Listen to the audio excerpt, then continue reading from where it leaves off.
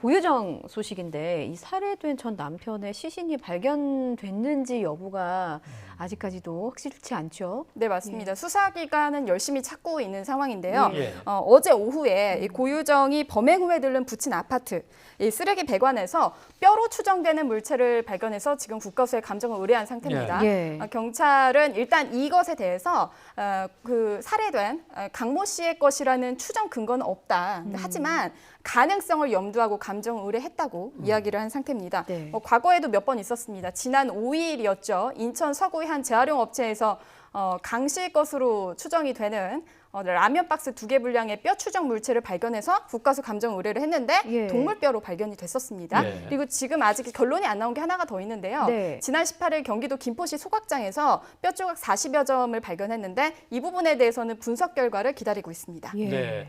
결국 이러다 전 남편의 시신을 못 찾으면 네. 예. 시신이 없는 살인 사건이 또 되고 맙니다. 네, 그렇습니다. 과거에도 근데 사실 뭐 이런 사건이 처음은 아니고요. 예. 과거에도 시신을 못 찾은 살인 사건은 있었습니다.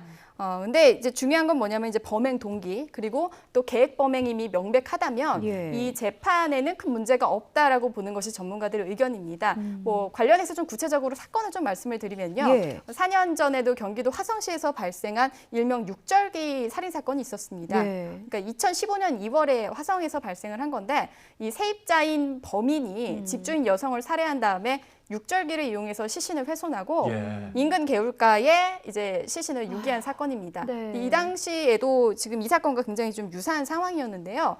재판부는 일단 과학 수사를 통한 간접 근거 그리고 뚜렷하다 그리고 범행 동기도 명백했기 때문에 이런 것들을 근거로 해서 무기징역을 선고한 바 있습니다. 네. 그런 선례가 또 있군요. 네. 아직 전 남편의 시신은 발견되지 않았으니까 수사에 어려움이 예상되기도 하는데 어떻습니까? 네, 일단은 이 수사를 검찰이 지금 진행하고 있는데요. 예.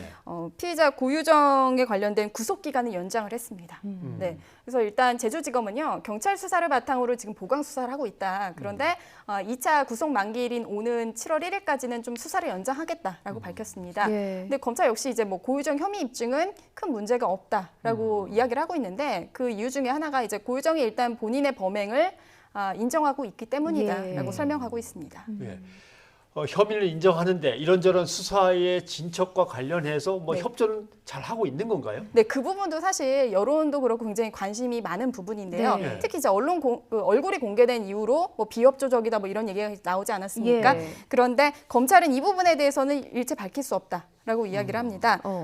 근데 이제 한 가지 좀 더 얘기를 해준 부분 중에 하나가 뭐냐면 고유정이 이제 심신미약이나 심신상실 등 이제 정신이상 등을 주장하고 있지는 않다라고 이야기는 합니다. 근데 하지만 일각에서는요, 또 고유정이 또 정확한 범행 동기와 수법 등에 대해서 입을 다물고 있어서 수사가 어려운 거 아니냐라는 소리도 또 한쪽에서 나오고 있는 상황입니다. 예. 그리고 이제 고유정은 뭐 아시겠지만 수사 초기부터 일관되게 범행 동기를 예.